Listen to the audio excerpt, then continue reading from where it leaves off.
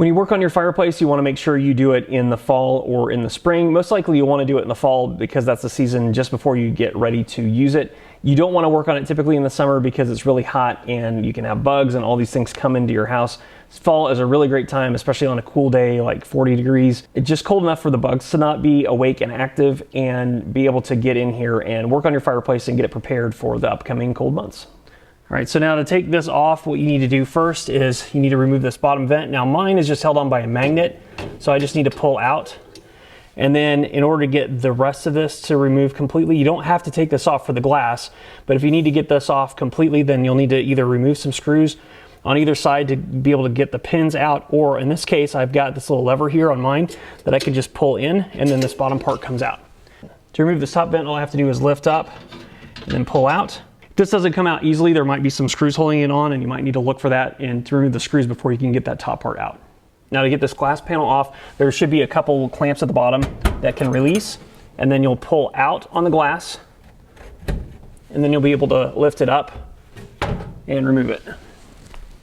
If your glass on your fireplace is just dirty on the outside, you can use just Windex or vinegar and water to clean it. But a lot of times with gas fireplaces or fireplaces in general, you'll have soot buildup on the inside. You'll need to take the glass off so you can get access to the inside of the glass. And then what you'll want to do is you'll want to take either a razor blade or some other cleaning solution that's designed specifically to clean glass on fireplaces. To use a razor blade to clean the inside of the glass, it's a really easy process, but the biggest thing is you want to make sure the blade is at a very shallow angle. You just want the blade to ride across the top of the glass and you want to scrape off the soot that's built on top of the glass itself. If you get too steep of an angle or if you get a corner dug in too much, then it's going to scratch the glass. So you need to be really careful when you do this, but this is a really quick way of getting soot cleaned off the inside of your fireplace glass.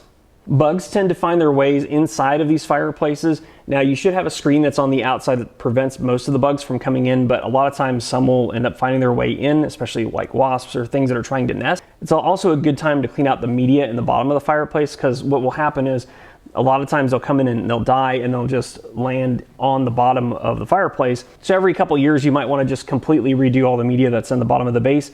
And it's a really cheap, easy solution. This stuff is not very expensive. Vermiculite, you can get a bag of that for not very much money. Same thing for lava rock and any of the other media that you want to put on the bottom. You also might want to dress up the bottom by putting in fireplace glass that is typically found in a fire pit if you want to make your fireplace look a little bit more modern. You should also think about cleaning out around the firebox. Dust and dirt will collect in the bottom and on the top of the fireplace, more so the bottom.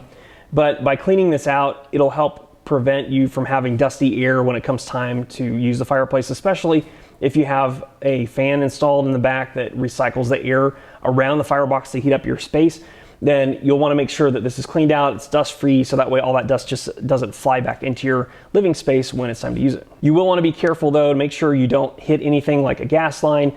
There's a lot of electrical wires underneath, and there's also some sharp edges from metal, so take your time, be careful with this. Using a vacuum is a really great way to clean out all the big debris, and if you really want to get it sparkling clean, then I would just take a damp washcloth, make sure it's just damp and not wet, and then take your time and kind of go over the base and go over all the dusty spots. Avoid the electrical wires and the electrical connections and the gas line if possible. It's also a good time to check and make sure you don't have any leaks in your gas line before you use your fireplace. Easy way to do this is take a bowl of water and dishwashing soap and mix that together and then kind of brush it over the lines, over the connection points, and see if any bubbles form. If any bubbles form, you know you have a leak and that needs to be fixed before you use your fireplace. But this is, again, a really quick, easy way to make sure that everything's safe before it's time to use it. Hopefully you found this video helpful. If you did, please be sure to like this video and don't forget to subscribe to the Top Homeowner channel.